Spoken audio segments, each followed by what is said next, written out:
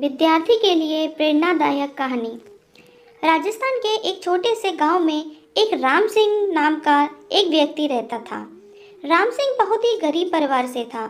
उसके पिताजी जो कुछ भी मजदूरी करके पैसे कमाते थे उसकी वो शराब पी लेते थे और राम सिंह का बड़ा भाई दोनों पैरों से विकलांग था।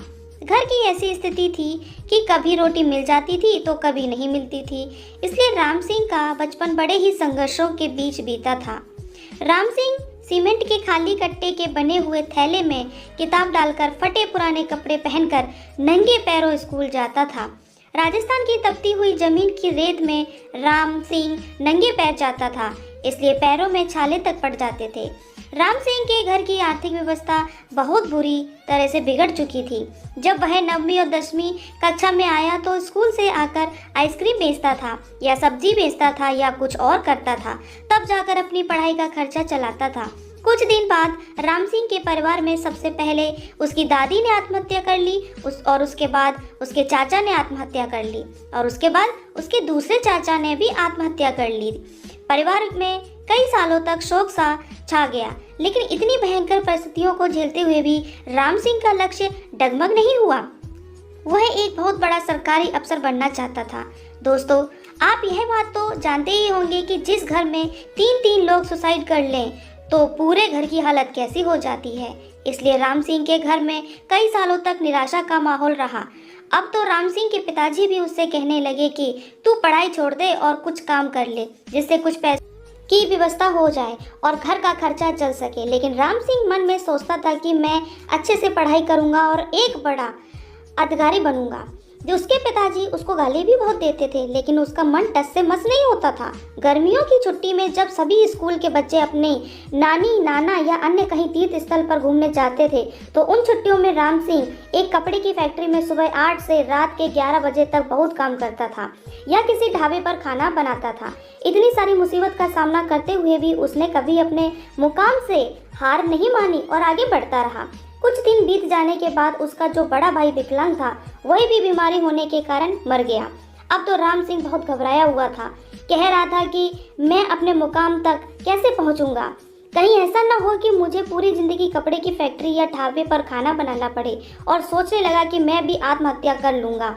अगर ऐसा ही रहा तो अब मेरी जिंदगी में कुछ रहा नहीं है। लेकिन बाद में उसे ज्ञान आया कि नहीं राम सिंह, एक संघर्षी जिंदगी है। जिसके जीवन में संघर्ष ही नहीं है तो उसकी जिंदगी भी क्या है, यानी संघर्षी जीवन है। और उसने अपने माता पिता के चेहरे पर उदासी की लकीरें देखी और उनके फटे हुए कपड़े देखे तो उसने सोचा कि मैं ऐसा बिल्कुल नहीं करूँगा और मैं बिल्कुल मरने की नहीं सोचूंगा और मैं आगे बढ़ूंगा और अपना लक्ष्य पूरा करूंगा। अपनी झोपड़ी को एक मकान में बदल दूंगा और अपने माता पिता के चेहरे पर जो चिंता की लकीरें हैं इनको मैं खुशियों में बदल दूंगा।